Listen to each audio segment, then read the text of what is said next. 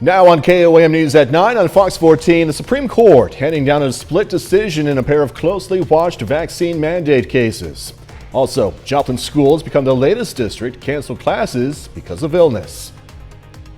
The 4 states' most watched news starts now. Thank you for joining us tonight. I'm Jordan Abbey. The Supreme Court putting a stop to part of the Biden administration's vaccine mandates that would have impacted more than 80 million workers. Fox News Chief Washington correspondent Mike Emanuel is in D.C. with the latest on why the justices ruled it's a no-go. In a fast-track ruling on vaccine mandates from the nation's highest court, the Supreme Court justices blocked President Biden's COVID-19 vaccine and testing requirements for employees at large businesses. The court's conservative majority concluding the administration had overstepped its authority. The justices saying while OSHA has authority to regulate job safety, quote, it has not given that agency the power to regulate public health more broadly, requiring the vaccination of 84 million Americans selected simply because they work for employers with more than 100 employees certainly falls in the latter category. This Supreme Court ruling to me is a big win for the American people and for freedom. I'm a doctor, I'm pro-vaccine, I'm anti-mandate. The White House reacted to the setback. The Supreme Court's decision on the OSHA mandate essentially means that in this pandemic, it is up to individual employers to determine whether their workplaces will be safe for employees and whether their businesses will be safe for consumers. The court's ruling comes as COVID cases continue to surge. In its dissent, the court's 3 liberal justices wrote the ruling undercuts the capacity of the responsible federal officials acting well within the scope of their authority to protect American workers from grave danger. In a related case, the court ruled the administration is permitted to proceed with vaccine mandates for most healthcare workers. In Washington, Mike Emanuel, Fox News. In response to the ruling, the attorneys general of Missouri, Kansas, and Oklahoma released statements. Missouri AG Eric Schmidt's statement reads in part, Missouri was the first state to file a suit against the OSHA private employer mandate, and I'm proud to have delivered this critical decision for Missourians and Americans and to hand the Biden administration its biggest loss to date. Kansas Attorney General Derek Schmidt says in part, the disappointing decision to uphold for now the mandate that healthcare workers be vaccinated is likely to aggravate the shortage of nurses and other healthcare professionals. That is already causing serious disruption to the delivery of care throughout our state. And in Oklahoma, Attorney General John O'Connor's statements reads in part, the state of Oklahoma is pleased the Supreme Court ruled in favor of the states challenging the OSHA vaccine mandate on private businesses. Now, individuals who work in the private sector can make healthcare decisions for themselves and their families as it should be. This is a major win for job creators and their employees. Meteorologist Doug Hattie joining us now. Absolutely gorgeous day today, Doug. Yeah, today was fantastic as we went into the 60s for highs. We had plenty of sunshine across the region. 62, almost 20 degrees above our average high. Started out cool at about 33 during the morning hours. Clouds increasing now. This is ahead of our next storm system, which will be affecting us by about this time tomorrow night. It's building up across the Dakotas. Look at the snow expanding North Dakota down through South Dakota, and that system is going to head toward us, give us moderate snow across most of the region. Very light snow in our western counties, but most of us moderate snow by Saturday. Of course, we're going to break that down for you here in just a bit. Doug, thank you. Joplin School District becomes the latest area district to cancel classes tomorrow. The district sends out messages to parents today letting them know classes were canceled tomorrow, so the school buildings could be deep cleaned. Officials say the classes are going to be made up on May 25th. A number of area districts, as most of us know, have either canceled classes or reverted to remote learning this week. You can find an updated list on our website, KOAMnewsnow.com. While a lot of districts are halting in-person learning, some schools still in session. KOAM's Chris Warner spoke with one of those districts, and Chris has more. Only a small number of districts in our area are still in session Friday, as so many others have canceled classes. But it's not always because of a COVID outbreak within the districts themselves. It's a staffing shortage from teachers and other staff doing the right thing and staying home when they're not feeling well. The Carl Junction R1 district is one of the few still staffed enough to hold classes. We seem to be holding our own in that area. We are down a few staff members, but again, it's not out of normal for this time of year. CJ Superintendent Dr. Phil Cook says they look at a number of factors to determine whether or not they'll cancel classes. One of those is attendance numbers. Cook says the district plan is if they drop below 80%, they'll cancel. And again, 80 is an arbitrary number. It's more just what do you feel in your gut, and what you feel in your heart is the right thing for the safety of our kids. Right now, Cook says they're just below 90% attendance, and they're watching it closely. While they're still open, they are facing some staffing shortages. Cook says the most impacted building is the K through first grade building. Our other buildings have been helping out, sending some folks over to help cover where needed, and it's kind of a team effort. And we're all putting in where we need to and helping out and keep our doors open for our kids to come to school. Cook says more than 70% of the staff is vaccinated, and that, coupled in with cleaning, is keeping COVID numbers low in the district. When asked if the district has been facing pressure from the community with other districts closing, Cook says he hasn't heard any negative feedback. I hope that they have some trust in us and that we have a track record of making decisions based upon, like I said, common sense, what's good for our kids and what's good for our community's safety. In Carl Junction, Chris Warner, KOAM News. Carl Junction is still holding classes tomorrow. Now, other districts that have canceled say they're planning to return to class on Tuesday. That's after the upcoming holiday on Monday. The Parsons, Kansas Police Department is making changes to its protocols for next month. When it comes to cold calls and crimes against property without evidence, officers will now take those reports over the phone when possible rather than in person. Also, VIN inspections and fingerprinting for licensing are suspended for the next 30 days. Officials say the changes are as a result of rising COVID cases within the department. Missouri Southern temporarily changing its masking guidance. The university is requiring masks be worn in classrooms, meetings where social distancing is not possible. The Wilcoxon Health Center and the Lion Cub Academy. Elsewhere, the school says masking is optional. Officials say the changes are due to a rise in area COVID cases. There's no word yet on how long this new guidance will last. The Biden administration announcing new steps to help combat the surge of COVID-19 cases fueled by the Omicron variant. Fox News correspondent Steve Harrigan has more from Atlanta.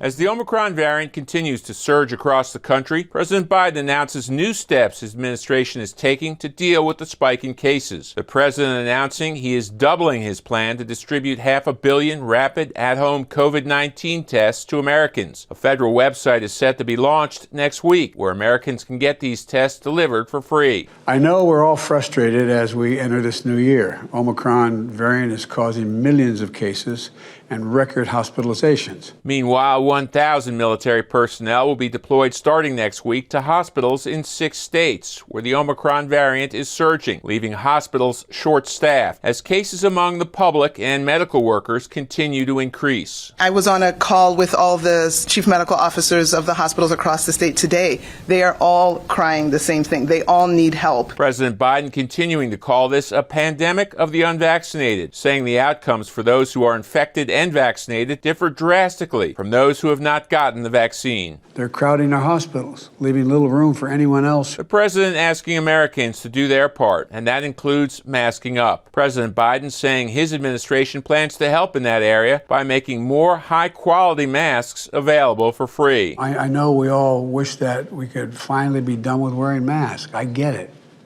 But they're a really important tool to stop the spread, especially of a highly transmittable Omicron variant. More than 20% of hospitals across the country are reporting critical staffing shortages. In Atlanta, Steve Harrigan, Fox News. KOAM News at 9 on Fox 14 takes this time now to honor another four-state hero. David Reinhardt has served in the U.S. Army stationed in Afghanistan. We are proud to thank and salute Specialist David Reinhardt, a native of Seneca, Missouri. He's tonight's four-state hero. Doug Heddy's next with a complete look at the forecast. A bit later in sports, going to hear from the Chiefs' assistant coach, potentially moving on from Kansas City to be a head coach. Welcome to Sonic. May I take your order?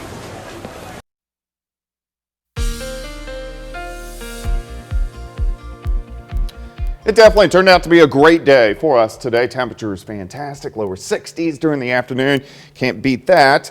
In the middle of January, and temperature still right now they aren't that bad. Upper 30s to lower 40s, especially in our southern counties. I think most of us will kind of hover into the mid 30s a little bit later on tonight, but it's not bad out there, 7th and range line. Currently, we are sitting at 42. Winds are pretty much calm. Humidity is starting to climb just a bit, sitting at about 70%. Also, clouds are starting to increase, so we're not really going to see the sunshine as we go into the daytime hours tomorrow. So clouds thicken for us tonight as our next storm system begins to roll in. You can already see the snow picking up, North Dakota, South Dakota, mixing with a little bit of rain, but this system will slide off toward the south and to the east as we go through the next 24 hours or so. Let's go ahead and break it down for you. Tonight, sitting into the mid 30s, look at the winds. They switch back out the southeast by morning. Just cloudy all day long for us tomorrow, but temperature still overall pretty good. We go into the mid 50s for highs. Here's 3:30 p.m. Let's work into the evening hours. We're going to stop at 10:30 tomorrow evening, so about 25 hours from now. Rain starts to pick up for most of us, and then we start to get snow in our western counties. You can see the wind shift line here. This is what we call an inverted trough. So as it works through, the warm air pulls in. You can see the warm air all the way up to Kansas City. The cold air cuts in behind it and then starts to work in as we go through tomorrow night. So the rain shifts. You can see that warm core all the way up to Interstate 70. On the backside, we switch to snow. So this is 2 a.m. This is going to be a very wet snow. The last snow we had was a very dry snow, very powdery snow. These are going to be the bigger flakes, very wet snow, which usually cuts down on your accumulations because it melts so fast. But we'll get wet, light snow into Saturday morning. Then the backside of the system, as we go through Saturday morning, will rotate in. We'll get light snow. Temperatures are going to be hovering near freezing. So the good news is we hang out near freezing. So roads mainly just slushy, but we could have some slick spots. Also, because the ground is so warm, we're 62 degrees today. A lot of that snow is going to melt on impact as it works in. Light snow continues. Here's 3 p.m. Saturday. Pretty much rotates out of here by the time we head into the evening hours. Accumulation-wise, and I'm being conservative. I'm always conservative on accumulations. I do think our western counties much lighter, dusting upwards to about an inch. Most of us, including Nevada, Lamar, Pittsburgh, the Metro, Neosho into northwestern Arkansas, 1 to 3 inches. Heavier amounts just to our east. There is a chance that 1 to 3 could go up, so we want to watch that, but that's where I'm sticking right now. 56 tomorrow, 33 on Saturday, down to 16 Saturday night, back to 48 on MLK Day. As you were saying, tomorrow during the day, the temperature is good. Mid-50s, yeah. Just going to be cloudy. Yeah. All right, we'll see you in a little bit. Thanks so much, Doug. Coming up, more co-workers on Capitol Hill disagreeing. President Biden says he'll continue to fight for voting rights legislation one way or another, even as 2 members of his own party say they are not on board with his plan. I'm Lauren Blanchard in Washington. I'll have the latest coming up. Tips to keep through Monday only at Ashley Home Store. President Biden taking his voting rights push to Capitol Hill today, but will his in-person presidential visit be enough to unite Democrats? Fox's Lauren Blanchard has more from D.C. As long as I have a breath in me, as long as I'm in the White House, as long as I'm engaged at all, I'm going to be fighting to change the way these legislatures have moving. It's said a shared meal can unite, but it's unlikely President Biden's visit to a Senate Democrats' luncheon will bring his party together enough to pass voting rights legislation or convince them to make changes to the filibuster to allow Democrats to move forward without Republicans. If we miss the first time, we can come back and try it a second time. We are going to do everything we can to pass these 2 bills. The party's 2 Senate holdout votes not likely to budge. We need changes to make the Senate work better, not getting rid of this filibuster. In a passionate floor speech, Senator Kyrsten Sinema says she supports voting reform but cannot support changing the filibuster to get it. While I continue to support these bills, I will not support separate actions that worsen the underlying disease of division infecting our country. Republicans say the president's focus on the voting issue is meant to distract from a failed agenda. Nobody in this country is buying the fake hysteria that democracy will die unless Democrats get total control. Republicans are pointing to new Quinnipiac poll numbers with a 33% approval rating for President Biden. They say it shows the administration is focused on the wrong issues. In Washington, Lauren Blanchard, Fox News. Still ahead, workers with the advantage. 2022 could be the year of the raise. I'm Cheryl Casoni with Fox Business. Some tips to help you get a boost in your paycheck coming up. Eagles, Bucks, Sunday. The number of Americans applying for unemployment benefits has risen to its highest level since mid-November. The Department of Labor reporting 230,000 Americans filed for first-time jobless benefits last week, a jump of 23,000 over last month. The weekly applications have gone up in 4 of the last 5 weeks as the Omicron variant of coronavirus spread. More than 1.5 million people were collecting unemployment during the week that ended on January 1st. Economists say the number of initial jobless claims should fall back to around 200,000 once the surge of Omicron cases level off. American workers are in line to receive one of the biggest pay raises in more than a decade. Fox Business Network's Cheryl Casoni explains why you have the upper hand when asking for a paycheck boost in this Look at Your Cash. You put in the work, now it's time for a raise. And 2022 is shaping up to be the best year to get one. And a report from the Conference Board shows that companies are setting aside an average of 3.9% of their total payroll and putting it towards employee wage increases. So for the first time in a long while, you and I, the average worker, we have the upper hand, many cases, when it comes to our work conditions, our pay, the ability to find a new job, etc. So generally speaking, this is good news for workers. Experts say to make sure you know what your market value is ahead of a sit-down with the boss. Understand, maybe some of us haven't looked for a job in a while, so now might be a great time to understand exactly what it is that the market is valuing this job at. Keep the conversation focused on your accomplishments. You don't want to just go into the boss and say, hey, inflation is, it cost me $20 extra to fill my gas tank today. I need a raise. It's what do I contribute to this company's bottom line? Be open to some new responsibilities, maybe some new, a new role in the company. If you're going to have the talk, be prepared to walk. You don't want to just call the bluff. If you're really going to have that conversation, be prepared to bail. And if possible, have another job opportunity lined up before formally discussing a raise. That's probably a good idea. So you certainly want to know that the market is at least available for your jobs, if not have one lined up. After all, it's your cash.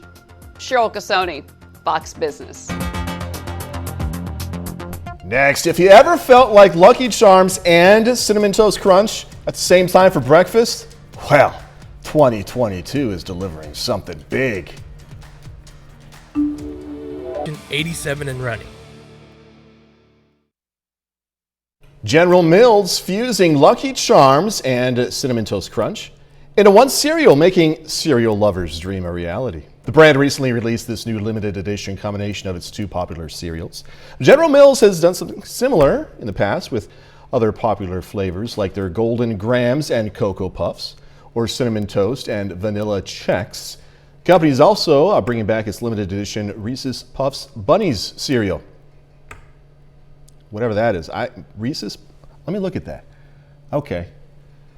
Lucky Charms Cinnamon Toast Mix is available in retail stores for less than $3 for the mid-size box and about $4 for the family size. We were talking about this during the break. I love Cinnamon Toast Crunch. Sean, behind the camera, you're not really a fan of it. He's not sure of the combination, and the more I think about it, neither am I. Doug Heddy just eats healthy cereal.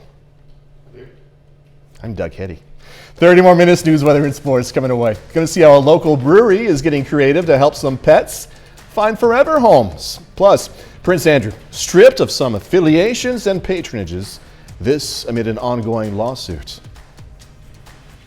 Hashtag Eastern on Fox.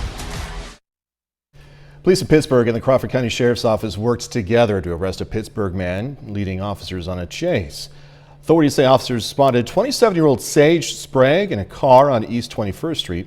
Knew he had multiple outstanding warrants. When officers tried to pull the car over, the car sped away. Chase went through Pittsburgh, then left the city, which is when a sheriff's deputy joined in, then went back into Pittsburgh before Sprague's car hit the deputy's vehicle. Chase stopped a short time later and Sprague was arrested. People in Joplin had a chance to responsibly enjoy a beer and responsibly adopt a pet for free. Chaos Brewing Company on South Main Street called the event Bark Brew. Look at those guys. Called the event Bark Brew. Chaos invited some pets from the Joplin Humane Society, covered the $10 adoption fee, and also offered a free beer. An opportunity to interact with the animals in a way that they otherwise wouldn't. They can come here, they might feel more comfortable coming to a bar to meet someone. That's something people do apparently, versus having to make an appointment or take the time out of your day to go out to the Humane Society. So instead of having to make that trip, you can just come here on your way home and maybe meet someone who you're going to fall in love with. Joplin Humane Society always reminds people to think before they adopt and make sure they have resources for taking care of a pet long term, not just for a day or two, month or two, long term. Car biz is on a streak, but it's a bad one for consumers. Low inventory is caused by ongoing supply chain issues combined with high demand driven by an improving economy have reduced incentives to a 5-year low and driven automakers to prioritize production of their most profitable models. Prices paid for luxury models popped from $61,455 in November to $64,864 in December, while non-luxury vehicle sales prices ticked down from $43,144 to $43,072. The full year average price index was $6,220, up from $3,301 in 2020 and $1,799 in 2019. Speaking of cars, General Motors is driving down a new road, bringing used car sales online. The automaker just announced its latest venture, an online marketplace for used cars called Car Bravo. The site is created to compete with the successful Carvana and promises to launch in spring of 2022. Car Bravo is going to sell GM cars as well as other makes and models, giving drivers the options to choose from vehicles stocked at dealerships nationwide. Customers can use this digital platform, visit a dealership, or do a combination of both when looking for their next ride. Mortgage rates have soared to their highest rate since the onset of the pandemic. That's according to numbers from Freddie Mac. The 30-year fixed rate average rose for the third week in a row, hitting 3.45%. It's up nearly a quarter of a percentage point from last week. It's the highest average since March of 2020. Economists say mortgage rates are reflecting the recent higher inflation data. We're just weeks away from the start of the Winter Olympics, but a recent surge in COVID cases has some concern whether or not the games can happen safely. Fox News correspondent Alex Hogan has more. The Beijing Winter Olympics are less than a month away, but there are mounting questions over whether the Games can be held safely. China is battling multiple coronavirus outbreaks in half a dozen cities. More than 20 million people are in some type of lockdown, and in several cases, they're banned from leaving their homes. The International Olympic Committee is assuring that public safety protocols will be in place. The preparations for the Olympic Winter Games are well underway. The athletes, the organizers, and fans are very much looking forward to when the Games will finally begin. Beijing officials say they're doubling down on preventative measures. Tianjin officials have canceled almost all flights, suspended train services, and sealed off several residential communities and universities. Anyone leaving must present a negative COVID test and receive a special permission. During the actual games, officials, athletes, and staff will be confined to a strict bubble with no interaction between those inside and outside of it.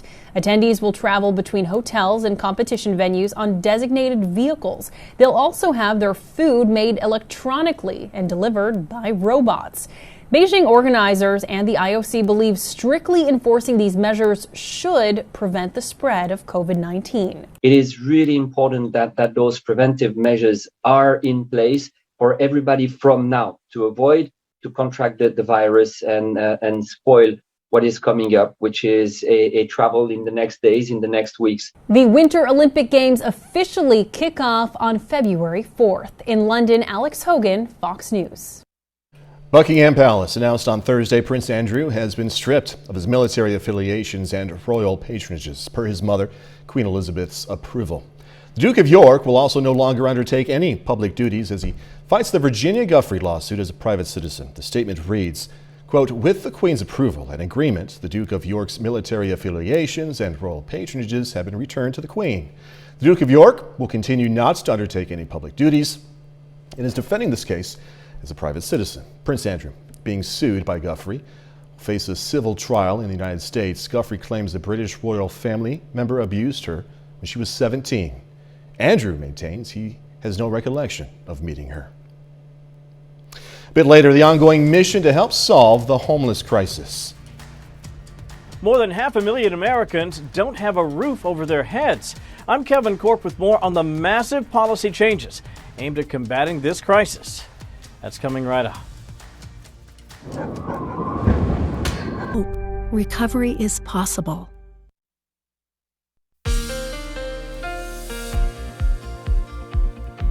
Well, it definitely turned out to be a nice day for us today. Temperature is fantastic. Lower 60s for highs, which almost 20 degrees above our average high for this time of the year. Of course, it's nighttime. We've dropped back. We're in the mid to upper 30s to lower 40s, but it's not going to get that cold tonight. Most of us will kind of hover into the mid 30s for overnight lows. 7th and range line looks good, sitting at 42. Winds are calm. Humidity is 70%. The winds will slowly shift out of the south as we go through the overnight hours, but you can see the clouds starting to thicken up. We're not really going to see the sun tomorrow, so it's just mainly clouds for the next, may get a little bit of sunshine by Sunday, but that's really just about it. But look at the storm system, which is now brewing. Look at the snow. Winnipeg down toward Bismarck, Dickinson, over toward Fargo, and then down into South Dakota. But this is our system that is starting to organize. You can see it's dropping off toward the south and to the east. You can see the jet stream winds dropping southeast. So we have a northwest flow. The wind comes out of the northwest, and that's where our storm system is brewing from. And this is going to be on top of us here in 24 hours. All right, let's go ahead and break this down for you. Just clouds tonight. Mid 30s for overnight lows. Friday looks fine. It's going to be cloudy all day, but temperature still mid 50s during the afternoon. Here's your day planner. 38 to start, 52 by noon, high temp of 56, southerly winds at about 5 to 10. By tomorrow evening, let's stop at 10:30. Look at the rain increasing. You can see the wind shift line. This is a little inverted trough. Snow building in on the backside, on the Kansas side, rotates in after midnight. Here's 2 a.m. This is a wet snow, big fat flakes, but the ground's really warm. We hit 62 today.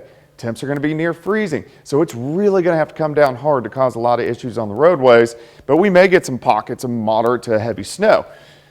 Mainly light snow continues. Let's go into early Saturday morning. Here's 5 a.m., mainly snow on the Missouri side, and then as we get on the back side of the system, this last band's going to rotate in. Here's 8:30 in the morning. By noon, most of us are going to have light snow. We'll be hovering right around freezing. Let's go into the afternoon hours. The band starts to rotate out and should be mainly out of here by 6 or 7 p.m. on Saturday. So we're going to have periods of snow as we go through the day. Amounts are still kind of iffy. I think I'm pretty solid here on the Kansas and the Oklahoma side of an inch or less. And you got to remember, because the ground is warm, temperatures near freezing, we're going to get a lot of melting as it falls. Really from Pittsburgh, Joplin, through the metro, Miami, all the way up to Carthage, Neosho, down through northwestern Arkansas, Nevada, Stockton, Lake Mount Vernon, Monette, 1, 2, 3 inches. But I wouldn't be shocked if it goes higher. I'm going to keep it at 1 to 3 for tonight. I'm going to reevaluate tomorrow. I may keep it at 1 to 3 tomorrow. We will see. But right now, 1, 2, 3 inches. 56 tomorrow, 33 Saturday, 37 on Sunday. Martin Luther King Day, 48. 6 to 12 inches out east? Oh, yeah, they're going to get hammered. No kidding. All right, Doug, thank you. Coming up in sports, the former Pitt State wide receiver finding a new home in the NFL. Plus, the Gorillas and Missouri Southern Lions return to action tonight on the basketball court. Jacob Leonard has that and more next. We're here to help. We are the Four States Amputee Network. Live at 8 Eastern on Fox.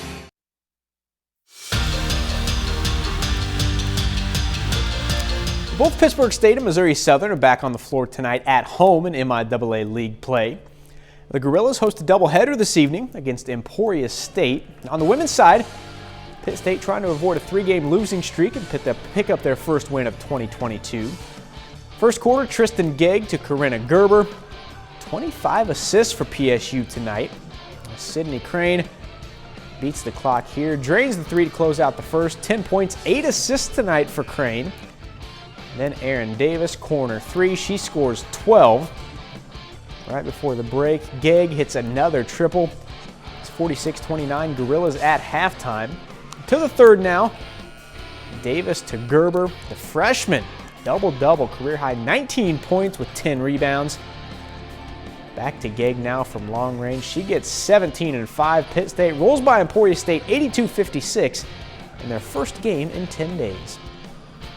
We really went hard at practice. You said 10 days. I didn't realize it was that long. 10 days of not playing. We had people out for COVID, so we were only down to 9 practicing for about 4 days. So it was hard, but it was good, what we needed. And we watched a lot of film on bad culture on our past games, and we lost 3 in a row. So I think that us having the best culture we've had for this game really boosted us up to win by that much. So it was an awesome team win. As for the PSU men, they're 3-5 in the MIAA, trying to climb closer to 500 against the Hornets. A good start for the Gorillas. Isaiah James hits the three. PSU up 7-3 early. A few minutes later, Brendan Van Dyke jams home his own miss. Hornets grab their first lead. The other end of the three ball kept Pitt State in it for a while. DeJohn Waters connects from deep, then James again. Isaiah James gets a team-high 17 tonight.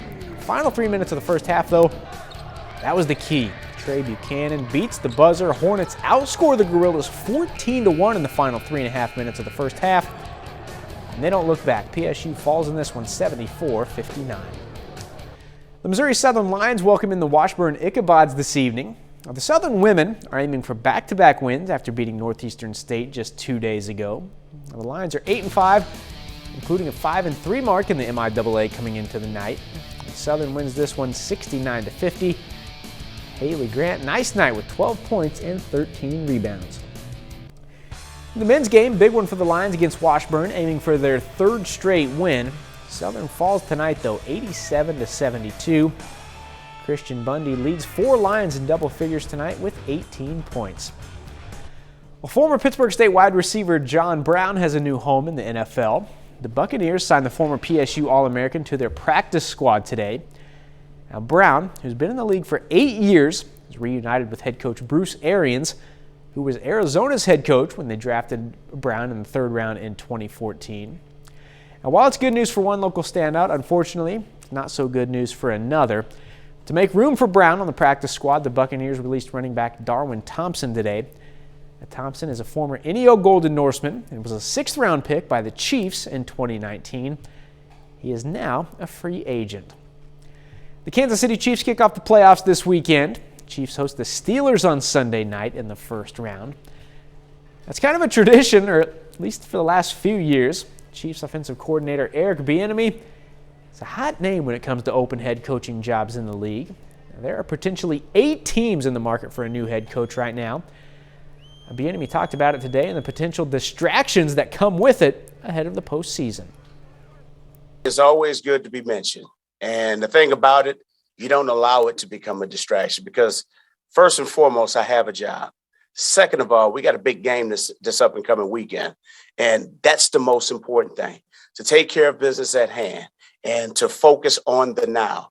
All that stuff is going to take care of itself. And do not get me wrong, I am blessed and I am very fortunate to be a part of that chatter, to be a part of some of the things that are taking place. But right now, my focus is to make sure that we're ready to go out and play a 60-minute consecutive game where we can go out there and play hard and play fast, but more importantly, to play for each other. That's a look at sports. We're back with more news after this. Nominate your Cleaning up homeless camps is not the way to keep people off the streets. That's according to a growing number of lawmakers implementing new initiatives to help the escalating homeless population across the country. Fox News correspondent Kevin Cork explains. Homelessness is a complex crisis affecting more than 500,000 people across the country.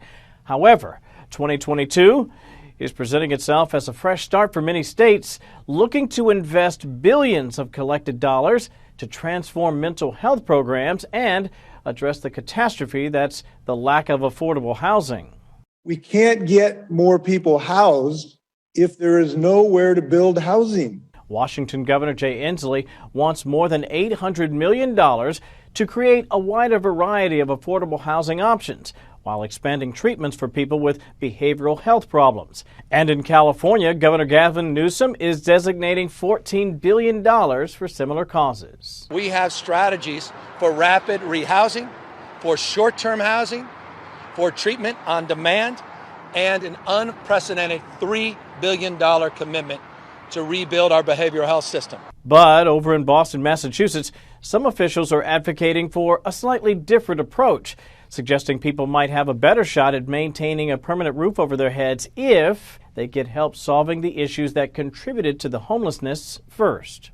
I think they should be putting people more into a treatment-based sort of approach, instead of the housing first approach. But homelessness is not only a crisis affecting cities, rural towns across the country are also seeing a rise as they too are experiencing inflated housing costs and a lack of employment opportunities. I'm Kevin Cork, Fox News. Coming up, going to check out what's new to theaters and at-home streaming.